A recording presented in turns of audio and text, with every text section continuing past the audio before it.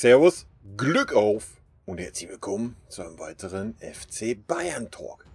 Ja, heute zum Spiel in Köln.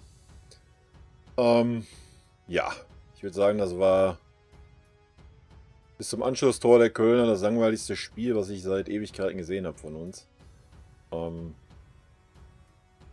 Das kann man positiv oder negativ sehen, ganz wie ihr wollt. Haben wir das Spiel jederzeit im Griff gehabt, denke ich. Ja, aber ich würde sagen, wir schauen erstmal einen Blick auf die Daten. Denk mal, die sagen schon einiges über unsere Leistung aus. Ja, 1:2 gewonnen, also von daher mal wieder meckern auf hohem Niveau. Man kennt es ja bei mir. Ballbesitz 37,3 zu 62,7. Ja, aber auch nur aufgrund der zweiten Halbzeit, würde ich sagen. Ich denke, in der ersten Halbzeit war es ausgeglichen. Abseitsstellung eine ist für uns sehr, sehr wenig. Fouls 12-13. Zweikämpfe 52-48. Würde ich auch glatt behaupten, aufgrund der zweiten Halbzeit. Ich glaube, erste Halbzeit, also gefühlt haben die Kölner 2/3 der Zweikämpfe da gewonnen. Schüsse insgesamt 10:6. Ich weiß nicht, wann das letzte Mal der Gegner mehr Schüsse insgesamt hatte wie wir. Schüsse aufs Tor 2-4. Das relativiert das wieder ein bisschen, aber auch Ecken 5:1, Flanken 18:9. Ja, da sieht man schon, wie das Spiel heute lief, ne? Gewonnene Zweikämpfe, Kimmich 8, Saar 8, Pavard 6. Ballkontakte, Kimmich 114, Boateng 103, Saar 98. Gefoult worden, ja, interessiert uns wie immer nicht. Schüsse insgesamt, Choupo-Moting 2, also ich habe nicht einen Torschuss von ihm gesehen. Gnabry 2, habe ich auch nicht wirklich einen Torschuss gesehen, keine Ahnung, was da als Torschuss zählt. Müller 1, das war wahrscheinlich der Elfer. Das sagt alles, Leute. Torschussvorlagen, Müller 2, Kimmich 2. Die Daten untermauern das sehr schön, wie ich finde. Also ich würde sagen, die Mannschaft war komplett auf Verwalten aus, komplett im Sparmodus gefühlt, waren wir, ja, ich würde sagen, maximal bei 60% unserer Leistungsfähigkeit. Die einzigen, die herausgestochen sind, war Kimmich, Boateng, ja, und der Saar war stets bemüht. Ihm ist leider nicht so viel gelungen auf der linken Seite, was Flanken anbelangt, weil halt einfach er ein Rechtsfuß ist und dann als linker Verteidiger halt auch so semi-gut. Aber hey, wenn nicht gegen Köln, gegen welche Mannschaft kannst du das sonst machen? Ja, bis zu dem Anschlusstor, ja, war es, wie gesagt, das langweiligste Spiel, was ich seit langem gesehen habe. Die einen wollten nicht, die anderen konnten nicht. Wir wollten halt einfach nicht, die Kölner konnten nicht. Selten so eine, ja, schon beherzt spielende, engagierte Mannschaft gesehen, die aber einfach so torungefährlich ist, Alter. Ich habe die Kölner jetzt nicht gesehen diese Saison, das war das erste Mal. Aber ja, ganz ehrlich, ich sehe da keine Hoffnung für die Kölner. Ich sehe da nicht irgendeinen, der da mal irgendwie ein bisschen Tore schießen kann. Ich meine, der links außen, ich weiß nicht, wie er hieß. Der auf jeden Fall den Pavard und den Süde da gut beschäftigt hat und auch das eine und andere mal stehen lassen hat. Das war so der einzige Lichtblick in der Offensive, aber torgefährlich war der auch nicht wirklich. Nicht natürlich auch an der Posi, wenn er links außen spielt, vielleicht ein bisschen. Ja, aber so sehe ich schwarz für die Kölner. Also, ganz ohne Scheiß. Also, das ist ja genauso erbärmlich, als wenn du Schalker guckst. Ja, ich denke mal, hat man dann auch gesehen bei dem Tor, was die Kölner geschossen haben. Das war ja auch mehr angeschossen wie sonst irgendwas. Ja, aber genug über den ersten FC Köln. Zu unserer Mannschaft, ja. Wie gesagt, ich habe es ja letzte Mal auch schon gesagt. Man muss dieses Spiel in Kauf nehmen. Wenn ich natürlich das jetzt hier über die nächsten 10 Spiele erzählen muss, kann auch was nicht stimmen.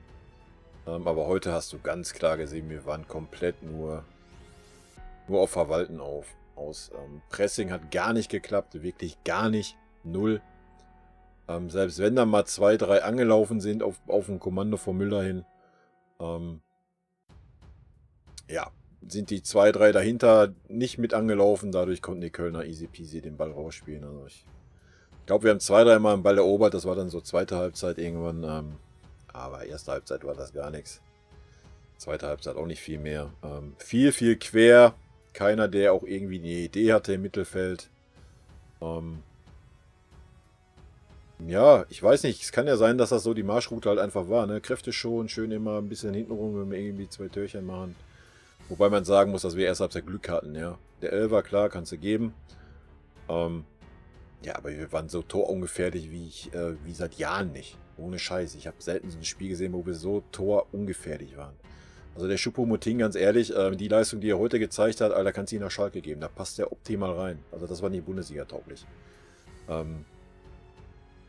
Nein. Also mehr kann ich zu ihm nicht sagen. Das war nicht Bundesliga-tauglich. Fertig. Es war einfach schlecht. Unterste Schublade, Alter. Das war gar nichts. Null und nichtig. Junge, Junge. Kann ja vom Typ her eine Bombe sein, aber was der heute auf dem Platz gezeigt hat, das... Ja, Müller. Ach, wisst ihr was, komm wir gehen die Spieler direkt durch. Vergeben die Noten. Ich denke, das ist so das Einfachste. Gut, Neuer. Ja, Neuer kannst du heute noch niemand C3 geben. Er hat da auch irgendwie 2 Ausflüge gehabt, Alter.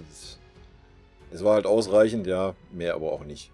Also von daher eine 4. Pavard. Richtig schlecht, Leute. Mit viel Wohlwollen eine 4-, ansonsten mangelhaft. Also der hat gefühlt nicht einen Zweikampf gegen den Linksaußen gewonnen. Ganz schlechte Zweikampfwerte, ganz schlechtes Stellungsspiel. Nach vorne hin auch so gut wie gar nichts. Wurde da in der Defensive so vernascht, ein zum anderen Mal. Ja, dann nehmen wir gleich einen Süle mit rein. Sein Nebenmann, der war genauso schlecht. Ja, die waren beide ein Level. Also ich habe einen Süle selten so schlecht gesehen wie heute. Ja, er hat nochmal zwei wichtige Zweikämpfe gewonnen, aber generell das Stellungsspiel. Die Kölner, da kannst du so froh sein, dass sie so unvermögen waren. Also auch die Kopfbälle zweimal bei den Ecken, das ist völlig frei. Und der Süle steht dahinter, Alter. Ach, richtig schlecht. Richtig, richtig schlecht. Pavard und Süle, ja, wie gesagt, mit viel Wohlwollen eine 4-, ansonsten eine 5. Genauso schlecht wie der Süle war, genauso stark war der Boateng. Boateng war für mich eine klare 2 heute. Bouna Sarr, ja, würde ich ihm eine 3- geben. Ne? Ist halt die verkehrte Seite, er war bemüht, man hat es auch gesehen, er hat gute Zweikampfwerte gehabt, ist viel hoch und runter gelaufen. Aber in der Offensive war es halt einfach gar nichts von ihm. Ja? Er war zweimal in der Grundlinie durch, oder 3-mal, dann hat er erstmal noch einen Haken geschlagen, weil er auf seinen rechten Fuß legen wollte. Das hat dann 2-mal nicht geklappt. Einmal hat er mit links geflankt, das war dann auch so, ja, wie Ike Hessler oder Peter Debarski, die nur einen linken Fuß hatten, den anderen nur zum Stehen. So ist das wohl bei ihm auch. Weiß auch nicht, wie der Hansi sich da vor dem Spiel hinstellen kann und sagen, ja, er hat es im Training gut gemacht. Also als Profifußballer kann man ja wohl erwarten, dass er mal mit einem anderen Fuß eine Flanke schlagen kann. Also lächerlich, Leute. Habe ich nicht wirklich verstanden, diese Aufstellung da hinten. Ich meine, dass er mal Süle und Boateng spielen lässt, fand ich okay. Dass der Süle halt heute schlecht war, ist halt so, aber linken Verteidiger hätte er noch irgendwas anderes hinzaubern können. Also, mal ehrlich. Hätte auch den Alaba hinstellen können. Naja. Meine Meinung dazu: Abwehr. Kimmich auch eine 2. Erste Halbzeit sehr präsent, zweite Halbzeit. Ja, irgendwann dann ist er ja einen Tacken weiter nach hinten gegangen. Da war halt nicht mehr so viel in der Offensive, aber war so der auffälligste Mann. Gnabry war für mich eine 3, war sehr bemüht heute. Ja, das Tor, klar, hat er ein bisschen Glück gehabt, ja, dass die Kölner sich da so vernatzen lassen. Hat er trotz alledem gut gemacht, aber hat auch super mit nach hinten gearbeitet, ja. Musste zwar einmal öfter von Müller angeschrien werden, damit er dann auch richtig reingeht nach hinten mit. Hat er aber gemacht, war okay. Martinez hat das gemacht, was er kann. Hat Stabilität ganz gut reingebracht. Wie gesagt, die Kölner waren aber auch, bitte euch, die Kölner waren so ungefährlich wie jetzt auch die erste Halbzeit gefühlt ohne Torwart spielen können. Also, weiß ich auch nicht. Aber so Spielaufbau und sowas war Martinez gar nichts, Alter. Weiß ich auch nicht. Ich meine, ist jetzt nicht unbedingt seine Stärke, hat aber auf jeden Fall schon besser gemacht wie heute. War heute auch nicht so. Würde ich auch eine, ja, 3 Minus geben. 3 Minus bis 4. Müller, Müller war auch gar nichts. Ja, Müller war wirklich gar nichts. Den Elfer hat er souverän, war richtig gut geschossener Elfer. Von daher geben wir ihm eine 3. Aber ansonsten war es nichts. Alter. Die eine Chance, die er noch verstolpert hat, da hat er nicht richtig getroffen, war wieder ein originaler Müller. Ansonsten viel bemüht. Hat auch versucht, da mal 1, 2 Leute mitzunehmen beim Pressing und sowas. Aber ja, es war nicht wirklich gut. Sané war auch nicht gut. Sané würde ich eine 4 geben. War sehr bemüht, klar, hat alles versucht. Ja, hat aber nichts auf die Kette gekriegt. Gar nichts eigentlich. Weiß ich nicht, sehr unglücklich, so Coman-mäßig. Ja. Ja, mehr ist dazu nicht zu sagen. Choupo-Moting, Alter, 6. Eigentlich eine 8. Also selten so einen schlechten Stürmer gesehen, Alter. Also das hat mit Stürmer gar nichts. Er hat sich nicht einmal fallen lassen, der war nicht einmal irgendwie mal auf der Außenseite, so wie das der Levi macht. Gar nichts, Alter. Den hast du gar nicht gesehen, die erste Halbzeit. Da hast du gar nicht gemerkt, dass der auf dem Platz steht. In der 40. Minute oder so, das habe ich mir gedacht, Alter, wir spielen doch eigentlich mit dem Stürmer, ne? Wer spielt denn da? Das ist kein Witz, Leute. Der war nicht zu sehen in der ersten Halbzeit. Ich hätte den schon zur Halbzeit rausgenommen. Statt bis zur 63. zu warten. Genauso wie Sané, den hättest du zur Halbzeit auch rausnehmen können. Hättest du dir auch einen Gefallen getan. Costa, der dafür reinkam, ja, war bemüht. Ich denke, da sieht man noch ein bisschen, dass die Abstimmung noch ein bisschen fehlt. Gerade so, was mit dem Pressing zusammenhängt. Aber er ist gerannt, hat geackert. Kann man ihn, ja, keinen Vorwurf machen. Würde ich eine 3 geben. Zirkzee, ganz schwer einzuschätzen. Hat auch einen schweren Stand gehabt da vorne. War aber auf jeden Fall auffälliger wie Choupo-Moting. Was jetzt keine Kunst ist, ja. Ja, würde ich auch mal eine 3 Minus geben. Aber da muss man natürlich auch fairerweise sagen, spätestens ab da haben wir nur noch verwaltet. Nur noch hinten rum und quer. Nicht einmal zielstrebig nach vorne, wenn dann Richtung Eckfahne, da irgendwie rumgeeiert, da irgendwie den Ball gehalten und ach, war grausam einfach. Die einzige gute Phase, die wir hatten im Spiel, waren 10 Minuten nach der Halbzeit. So, das war das Einzige, wo man gemerkt hat, wir wollen. Wir investieren auch ein bisschen mehr. Und dann war es das. Ja, erste Halbzeit war gar nichts. Zweite Halbzeit diese 10 Minuten und danach war auch gar nichts mehr. Ja. Also ich kann mir das nicht anders erklären, wie als auf Anweisung, Männer geht jetzt raus, versucht die ersten 10 Minuten ein Tor zu machen, drittes ist das Spiel gelaufen. Und wenn es nicht klappt, fahrt wieder dann den Schongang, dann fahren wir das 2-0 nach Hause. So kam mir das vor. Ob es da so eine Anweisung gab, ist einmal dahingestellt. Ist auch wurscht, ist auch völlig legitim, ja, bei so dem Spielprogramm, was wir haben, mit 4 Auswärtsspielen, ist das alles gut. Vor allem, wenn man bedenkt, dass wir nächste Wochenende Dortmund haben. Alles gut. Schön anzusehen, war es trotzdem nicht. Alaba, ja, die 11 Minuten, wenn ich ihn bewerten müsste, Alter, 5. Ja, es war lächerlich, Alter, lächerlich. Es war richtig schlecht. Habe ich auch nicht verstanden, den Wechsel. Ich hätte es mir gewünscht, dass er ihn als linken Verteidiger bringt, so die letzte Viertelstunde. Aber da im Mittelfeld, der ist da irgendwie rumgerannt, der wusste gar nicht, was er machen soll. Ganz ehrlich, hast du auch gesehen, die Kölner sind dann immer durch die Mitte, der stand immer falsch, wenn, dann ist er hinterhergelaufen, halbherzig. Hat sich nahtlos in die Form, die er die letzten Spiele hatte, angepasst. Also hast ihm auch keinen Gefallen getan mit der Einwechslung, ganz ehrlich. Ja, und Marc Rocker, Alter, für 30 Sekunden auf dem Platz können wir nicht mehr wirklich bewerten. Ja, wie gesagt, meckern auf hohem Niveau. Wir haben gewonnen 2-1, alles tutti. Wir können einen Blick auf die Tabelle schmeißen. Ist natürlich jetzt noch nicht aussagekräftig. Dortmund haben auch gewonnen, 2-0 in Bielefeld. Leipzig spielt jetzt gerade gegen Gladbach. Da schauen wir mal, ob die Gladbacher uns da helfen, wenn dann... Ansonsten sind wir als Zweiter. Wie gesagt, das sind die ersten 3 Mannschaften, die doch da oben bleiben werden. Ja, gegen Dortmund wird ein interessantes Spiel werden, denke ich. Beziehungsweise hoffe ich das. Sagen wir es mal so. Da wird man sehen, wer besser aus dem Champions League Spiel kommt. Ich habe das Spiel nicht gesehen gegen Bielefeld, auch keine Zusammenfassung. Aber ich habe nur gesehen, zur Halbzeit war auch noch 0-0. Da die Dortmunder dann auch nur in Anführungsstriche 2-0 gewonnen haben, denke ich mal, die werden sich auch nicht vorausgehabt haben. Die spielen ja auch Champions League. Ja, von daher denke ich, wird es da ein bisschen drauf hinauslaufen. Ich glaube, wir spielen schon Dienstag, ne? Deswegen war heute wahrscheinlich dann auch so Schongang angesagt. Ich meine, man hat schon daran gesehen, dass man sagt, wir lassen den Levi mal zu Hause. Ja, das sagt eigentlich schon alles aus. Und ja, es ist gut gegangen mit dem blauen Auge. Ja, ja, unverdient würde ich jetzt nicht sagen, dass es ein unverdienter Sieg war. Aber ja, er war definitiv heute nicht Bayern-like. Ja, das Spiel war nicht Bayern-like. Ich meine, in Moskau war schon schlecht.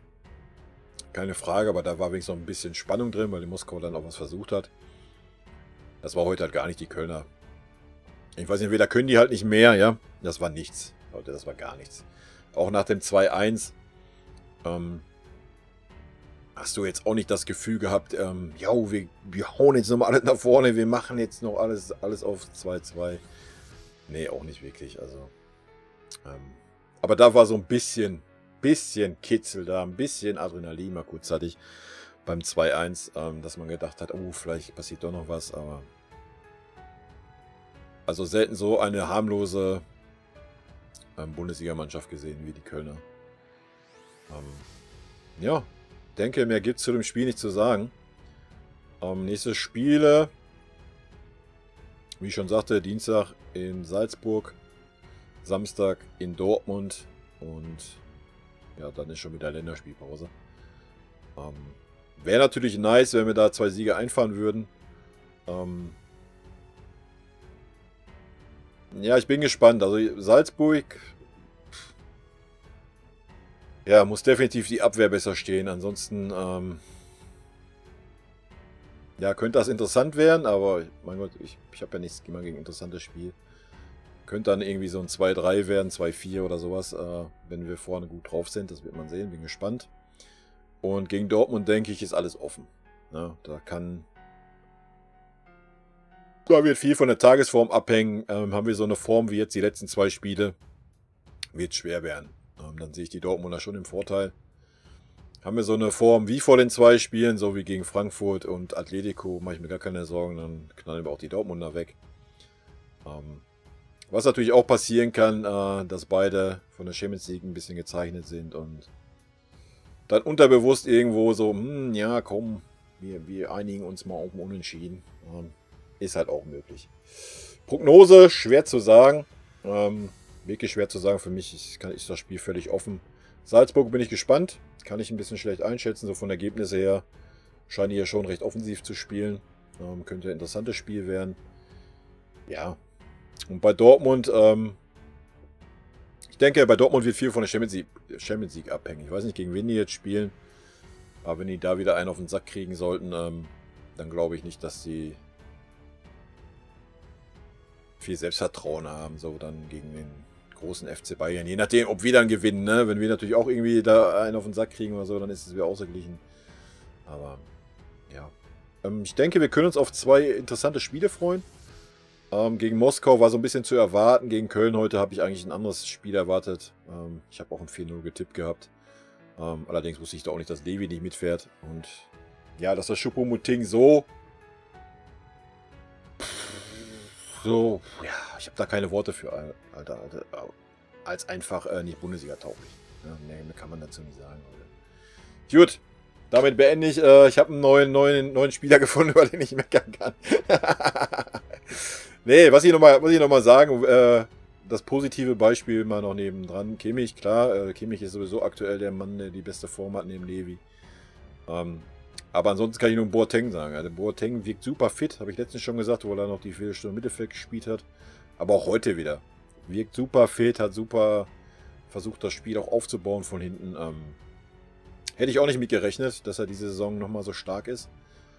Hat mir sehr gut gefallen. Und ja, ich bin auch gespannt, wie sich das entwickeln wird. Weil Vertrag läuft aus. Ja, mal schauen. Ich meine, er ist jetzt auch nicht mehr der Jüngste. Aber wenn er natürlich diese Form hält, die er hat, ja, why not?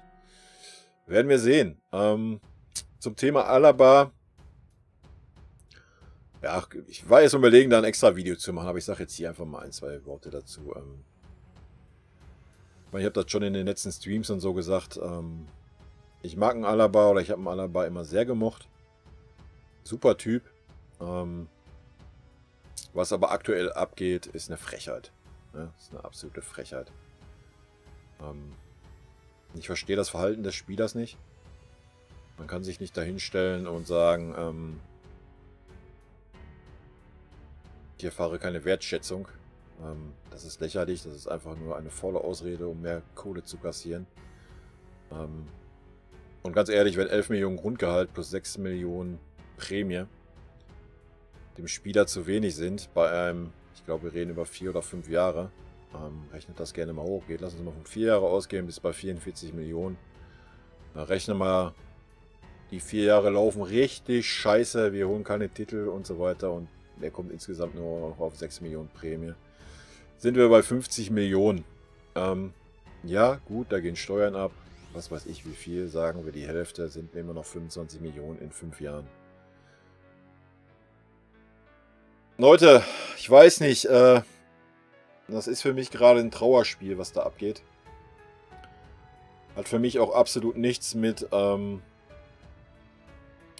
immer das dumme Gelaber, so von wegen, ja, ist meine Heimat, ich liebe München und so einen Scheiß zu tun.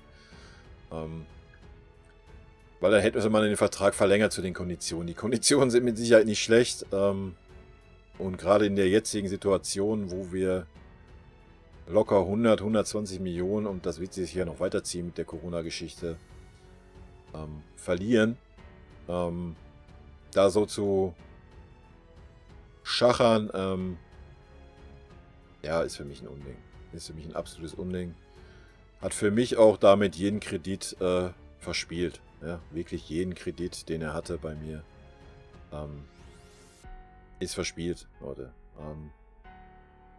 Ja, ich muss mal sehen. Vielleicht mache ich da nochmal ein extra Video zu. Ich möchte jetzt hier nicht mehr dazu sagen. Außer, ja, Unverständnis, absolute Frechheit. Und damit beende ich dieses und wir hören uns am Mittwoch zum Spiel in Salzburg wieder. Rot-weiße Grüße gehen raus. Schönes Wochenend. Haut rein, Leute. Bis dann. Ciao.